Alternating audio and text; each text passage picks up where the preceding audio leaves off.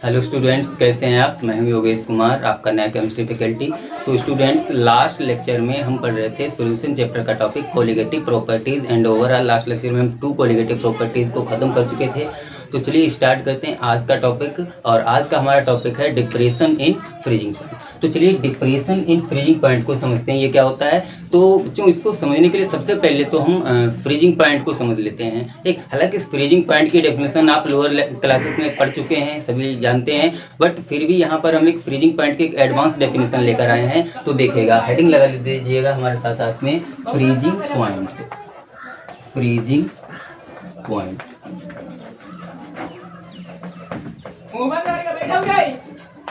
ठीक है। तो हेडिंग लगा दीजिएगा फ्रीजिंग पॉइंट। तो और लिखिएगा हमारे साथ साथ, देखिएगा फ्रीजिंग पॉइंट क्या होता है। देखिएगा, freezing point is that temperature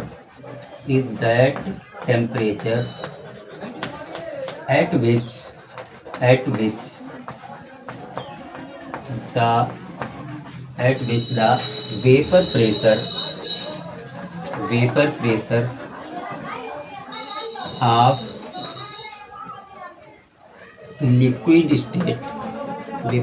of liquid state of any substance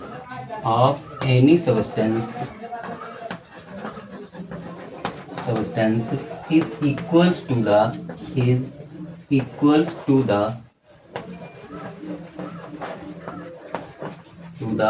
vapor pressure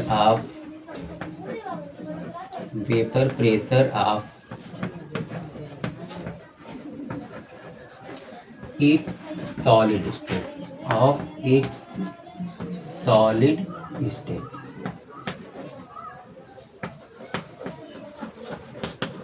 ठीक है। तो बच्चों, फ्रीजिंग पॉइंट एक ऐसा टेम्परेचर होता है जिस पर किसी भी सब्सटेंस की लिक्विड स्टेट का वेपर प्रेशर उसी सब्सटेंस की सॉलिड स्टेट के वेपर प्रेशर के इक्वल हो जाता है। ठीक है। तो चलिए इसको हम जरा ग्राफ के थ्रू समझते हैं। देखिएगा, हम यहाँ पर टेम्परेचर एंड प्रेशर के बीच में एक ग्राफ ड्रा करते हैं। ठीक है। देखिएगा, सबसे पहले सपोज करिएगा कि ये हमने कोई प्योर लिक्विड ले लिया। ठीक है, ये किसी सब्सटेंस की लिक्विड स्टेट है। ये लीजिएगा, इसको हम लिख देते हैं, ये है लिक्विड स्टेट।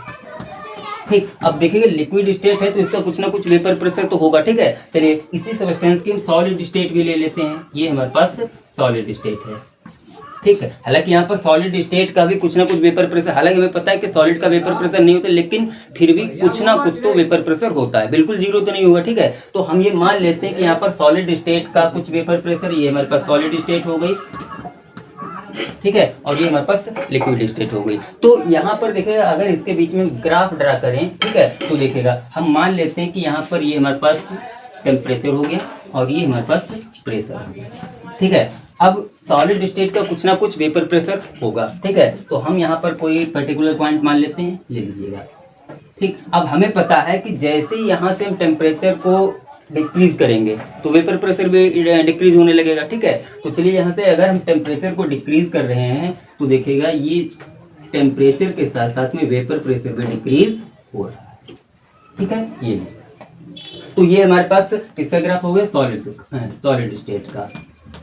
ठीक, हालांकि सॉलिड स्टेट का जो वेपर प्रेशर ग्राफ होगा वो एकदम बड़ी तेजी से डिक्रीज होगा। ठीक है। अच्छा, अब हम क्या करते हैं, देखिएगा उसी सब्सटेंस की जो लिक्विड स्टेट है, लिक्विड स्टेट का वेपर प्रेशर ले लेते हैं। ग्राफ देखिएगा, ये मान लीजिएगा यहाँ पर लिक्विड है। ठीक है, ये हमारे लिए क्या हो गया, लिक्विड।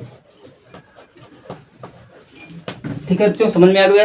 तो लिक्विड स्टेट का अब हम जैसे यहाँ से टेम्परेचर इसका डिक्रीज करेंगे, यहाँ पर इसका वेपर प्रेशर डिक्रीज होने लगेगा। लेकिन क्या होगा, as compare to solid state, इसका जो वेपर प्रेशर लिक्विड का होगा वो एकदम बहुत ज्यादा तेजी से डिक्रीज नहीं होगा। क्या होगा, डिक्रीज होगा, बट बहुत ही स्लोली। ये दिखेगा, जैसे जैसे टेम्परेचर डिक्रीज हो रहा है इसका वेपर प्रेशर भी डिक्रीज हो रहा है।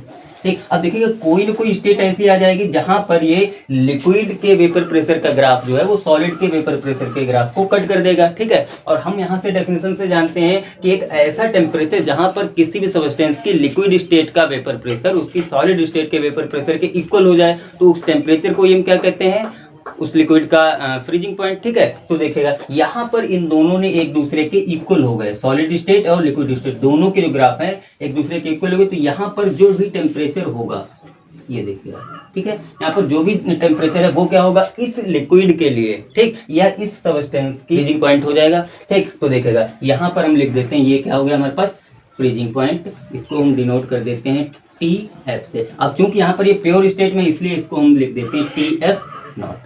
बात समझ में आ गई, ठीक है। अच्छा, अब मान लीजिएगा कि हमने क्या किया, इस लिक्विड में गलती से कोई सोल्यूट मिक्स कर दिया, ठीक है। चलिए, तो हम क्या करते हैं, इसमें हमने कोई ऐड कर दिया सोल्यूट, ये लीजिए, ठीक है, इसमें हमने कोई सोल्यूट ऐड कर दिया। अब हमें पता है कि जैसे ही कोई सोल्यूट ऐड करेंगे इसका फ्रीजिंग पॉइंट क्या हो जाएगा, कम हो जाएगा, ठीक है। तो देखिएगा जैसे ही हमने इसका वेपर प्रेशर क्या हो जाएगा, कम हो जाएगा। तो जैसे ही हमने यहाँ पर सोल्यूट ऐड किया, इसका वेपर प्रेशर क्या हो गया, अपने आप डिक्रीज हो गया। वेपर प्रेशर क्या हो गया, पहले से कम हो गया है, ठीक है। इसको हम स्टेट फर्स्ट मान लेते हैं, इसको स्टेट सेकेंड मान लेते हैं। तो जैसे ही सॉल्यूट ऐड करने पर इसका वेपर प्रेशर कम हुआ। अब हम क्या करते हैं, देखिएगा यहाँ से मान लीजिएगा इसके टेम्परेचर को डिक्रीज करना स्टार्ट करते हैं। अब देखिएगा फिर से जैसे जैसे टेम्परेचर डिक्रीज करेंगे इसका वेपर प्रेशर अपने आप डिक्रीज होता चला जाएगा, ये देखिएगा।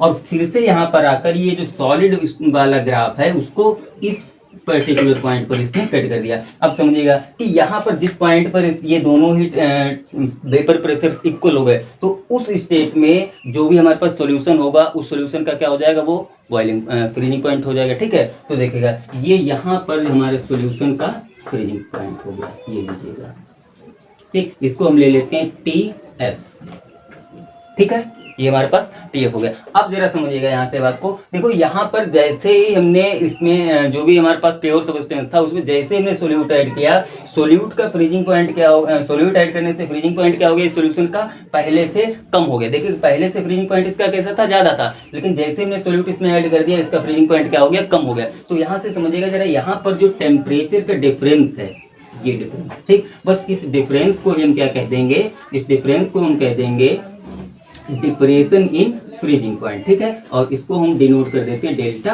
TF, ठीक। तो ये क्या हो गया हमारे लिए, डेल्टा TF हो गया। अच्छा, अब आप समझिएगा जरा कि यहाँ पर अगर हम डेल्टा TF की वैल्यू को फाइंड आउट करना चाहें तो कैसे फाइंड आउट करेंगे, ठीक है, बहुत इजी है। क्या है, हम हायर टेम्परेचर में से लोअर टेम्परेचर को डिक्रीज कर देंगे, ठीक है। देखिएगा तो हम क्या करते हैं, हायर टेम्परेचर यानी कि TF0 में से घटा देंगे TF, ठीक है। जो हमारे पास प्योर सॉल्वेंट का जो फ्रीजिंग पॉइंट था उसमें से हमने क्या किया, सॉल्यूशन के फ्रीजिंग पॉइंट को अगर हम घटा देंगे तो हमारे पास डिप्रेशन इन फ्रीजिंग पॉइंट आ जाएगा, ठीक है। यहाँ तक की बात सभी को समझ में आ गई। चलिए अब हम आगे बढ़ते हैं, देखिएगा। अच्छा, एक बात हमें पता है कि जो हमारे पास डिप्रेशन ऑफ फ्रीजिंग पॉइंट है वो क्या है, कॉलिगेटिव प्रॉपर्टीज है। और कॉलिगेटिव प्रॉपर्टीज क्या होते हैं, जो सोल्यूट की क्वांटिटी पर डिपेंड करते हैं, ठीक। और यहाँ से हम एक चीज ये देख भी रहे हैं कि यहाँ पर जो फ्रीजिंग पॉइंट में कमी हुई है वो एक्चुअली में हुई क्यों है भाई, कमी जो हुई है वो जैसे ही हमने सोल्यूट ऐड कर दिया, सोल्यूट के ऐड करने से यहाँ पर इसमें कमी आ गई, ठीक। इसका मतलब हम ये कह सकते हैं the depression in freezing point is directly proportional to concentration of solute, ठीक है। तो मैथमेटिकली अगर इसको हम लिखें तो हम क्या लिख सकते हैं, देखेगा delta TF is directly proportional to the concentration of solute, concentration of solute, ये हो गया, ठीक। अच्छा, अब हमें पता है कि मैथमेटिकली जब भी हम प्रोपोर्शनलिटी का साइन हटाते हैं तो कोई ना कोई कांस्टेंट ले लेते हैं, तो ले लेते हैं कांस्टेंट। देखिएगा क्या हो जाएगा, तब हमारे पास delta TF is equals to constant, यहाँ पर हम ले लेते हैं KF और इनटू कंसंट्रेशन ऑफ सोल्यूट, ठीक। अच्छा, कंसंट्रेशन ऑफ सोल्यूट क्या है, तो इसके लिए हम कोई सा भी एक अपना जो कंसंट्रेशन टर्म जितने भी हमने पढ़े हैं उसमें से कोई सा भी एक कंसंट्रेशन टर्म ले सकते हैं, लेकिन हमें कौन सा टर्म लेना है, यहाँ पर कोई भी टेम्परेचर इंडिपेंडेंट कंसंट्रेशन टर्म लेना है, ठीक है। तो चलिए हम क्या करते हैं, यहाँ पर भी मोलैलिटी को ले लेते हैं। जैसे हमने एलिवेशन इन बॉइलिंग पॉइंट में भी कौन सा कंसंट्रेशन टर्म लिया था, मोलैलिटी टर्म लिया था, तो यहाँ पर भी क्या ले लिया हमने, मोलैलिटी ले लिया, ठीक है। यानी कि delta TF is equal to क्या हो गया, KF इंटू M। और फाइनली हमें पता है, देखिएगा M यानी कि मोलैलिटी इक्वल टू क्या होता है, मोलैलिटी के अगर हम वैल्यू को यहाँ पर रख दें तो हमारे पास आ जाएगा delta TF is equal to KF। अब मोलैलिटी क्या होता है, देखिएगा mass divided by molecular mass of solute, molecular mass of solute into mass of solvent, ठीक। और अगर ये ग्राम में गिवन है तो हम यहाँ पर क्या कर देते हैं, 1000 से। तो ये फाइनल हमारे पास मैथमेटिकल फॉर्मूला आ गया डिप्रेशन इन फ्रीजिंग पॉइंट का। बात समझ में आ गई बच्चों? ठीक है, तो ये हमारे पास डिप्रेशन इन फ्रीजिंग पॉइंट यानी कि हमारा जो थर्ड कोलिगेटिव प्रॉपर्टी था इसको भी हमने खत्म कर लिया। ठीक है, तो चलिए आगे बढ़ते हैं। अब हम एक चीज देख लेते हैं। देखिएगा यहाँ पर एक देखने वाली चीज है। देखो जो हमने एलिवेशन इन बॉइलिंग पॉइंट पढ़ा था, वहां पर जो वैल्यू आई थी हमारे पास डेल्टा टीवी की, वहां पर हमने ये देखा था कि टीवी माइनस टीवी नॉट था, जबकि यहाँ पर क्या है, टीएफ नॉट माइनस टीएफ है। ठीक है, चलिए अब हम जरा जो हमारे पास देखिएगा, सबसे पहली बात तो यहाँ पर जो केएफ है ये हमारे पास एक कांस्टेंट है और जिसे हम क्या बोलेंगे, मोलल डिप्रेशन कांस्टेंट। ठीक है, तो ये हमारे पास मोलर डिप्रेशन कांस्टेंट हो गया। जबकि वहां पर जो हमारे पास बॉइलिंग पॉइंट के केस में जो हमने कांस्टेंट लिया था वो क्या था हमारे पास, मोलर एलिवेशन कांस्टेंट। ठीक है, तो चलिए हम जरा मोलर डिप्रेशन कांस्टेंट और मोलर एलिवेशन कांस्टेंट दोनों में एक बार रिलेशन को फाइंड आउट कर लेते हैं, फिर इसके बाद लेक्चर को स्किप करते हैं। ठीक है, तो चलिए बच्चों हम एक रिलेशन निकालते हैं एलिवेशन इन बॉइलिंग पॉइंट और डिप्रेशन इन फ्रीजिंग पॉइंट में। सबसे पहले समझिएगा, एलिवेशन इन बॉइलिंग पॉइंट देखिएगा, इसको हम रिप्रेजेंट करते थे डेल्टा टी बी से। ठीक है, और जो डिप्रेशन एंड फ्रीजिंग पॉइंट था इसको हम रिप्रेजेंट करते थे डेल्टा टी। ठीक है, और फाइनली हमारे पास टीवी इक्वल टू क्या वैल्यू आ रही थी, देखेगा टीवी माइनस टीवी। ठीक है, टीवी इक्वल टू क्या था, टीवी माइनस टीवी नॉट, और टीएफ इक्वल टू क्या हमारे पास, टीएफ नॉट माइनस टीएफ। ठीक है, ये हमारे पास दोनों में रिलेशन था। देखेगा TV delta TV equal to TV minus TV not, जबकि डेल्टा टीएफ इक्वल टू क्या था हमारे पास, टीएफ नॉट माइनस टीएफ। ठीक है, और फाइनली अगर दोनों के हम मैथमेटिकल फार्मूलाज की बात करें तो हमने फार्मूला क्या निकाला था, देखेगा डेल्टा टीवी इक्वल टू था Kb into mass of solute into 1000 divided by molecular mass of solute into mass of solvent in ग्राम।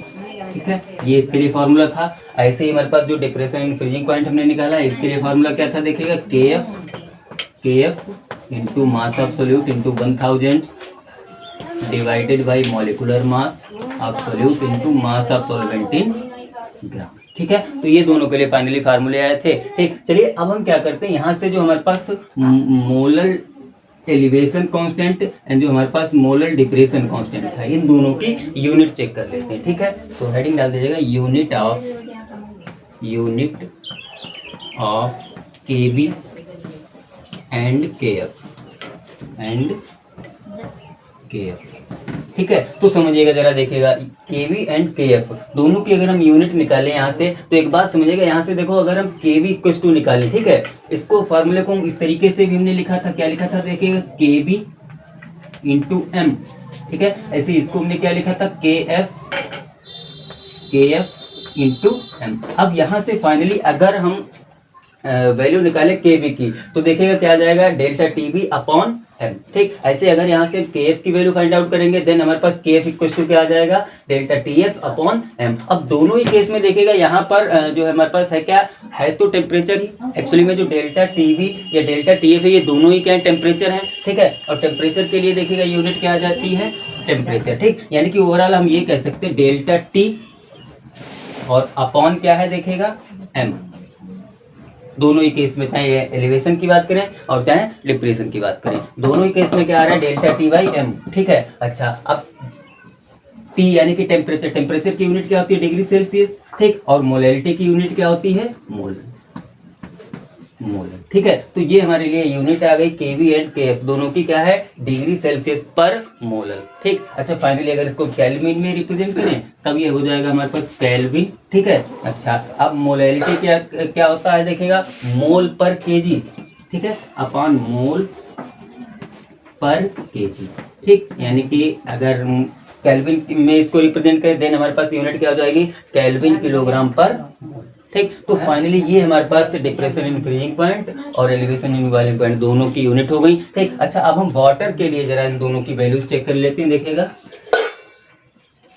और H2O। ठीक, और H2O के लिए अगर हम KF और KB की बात करें, तो H2O के केस में KF की वैल्यू होती है 1.08। ठीक, जबकि यहाँ पर Kb की वैल्यू होती है 0.5 2, ठीक। और फाइनली यूनिट क्या हो जाएगी इसकी, देखिएगा डिग्री सेल्सियस पर मोल, ठीक है, डिग्री सेल्सियस पर मोल। तो ये हमारे पास फाइनली वाटर के केस में केएफ और केवी दोनों की वैल्यूज गिवन है, ठीक। हालांकि ये आपको जो है वो याद नहीं करना है, रट्टा नहीं लगाना है इसको, ठीक, क्योंकि ये जब भी आपको क्वेश्चन दिया होगा ये वैल्यूज दी होंगी। ये वैल्यूज केवल हमने वाटर के केस में दिए हैं, बाकी जो भी हमारे लिक्विड्स होते हैं सभी लिक्विड्स के लिए ये वैल्यू अलग अलग होती है। लेकिन हाँ, यहाँ से एक चीज़ बहुत ही जो याद रखने वाली है वो ये है कि चाहे कोई सा भी लिक्विड हो हमारा, ठीक है, चाहे वाटर हो या कोई भी हो, उसके लिए हमेशा केएफ की वैल्यू जो है वो केवी की वैल्यू से बड़ी होगी, ठीक है। यानी कि KF is always greater than, ठीक है, चाहे हमारे पास कोई भी लिक्विड हो उसके लिए केएफ की वैल्यू हमेशा क्या होगी, केवी से बड़ी होगी, ठीक है। हालांकि हमें याद करने की जरूरत नहीं है, इसको रट्टा लगाने की नहीं जरूरत है, लेकिन क्योंकि क्वेश्चन में जो भी वैल्यूज हैं वो इसकी दी होंगी, ठीक है। तो चलिए बच्चों, आज हमने अपना थर्ड कोलिगेटिव प्रॉपर्टी जो कि था हमारे पास डिप्रेशन इन फ्रीजिंग पॉइंट, इसको भी खत्म कर लिया। और आज के लेक्चर को यहीं पर ओवर करते हैं। फिर नेक्स्ट लेक्चर में हम क्या है, जो अपना लास्ट कोलिगेटिव प्रॉपर्टी बचा हुआ है दैट इज ऑस्मोटिक प्रेशर, उसको भी खत्म कर लेंगे। फिर मिलते हैं नेक्स्ट लेक्चर में, तब तक के लिए thank you so much, thanks to all.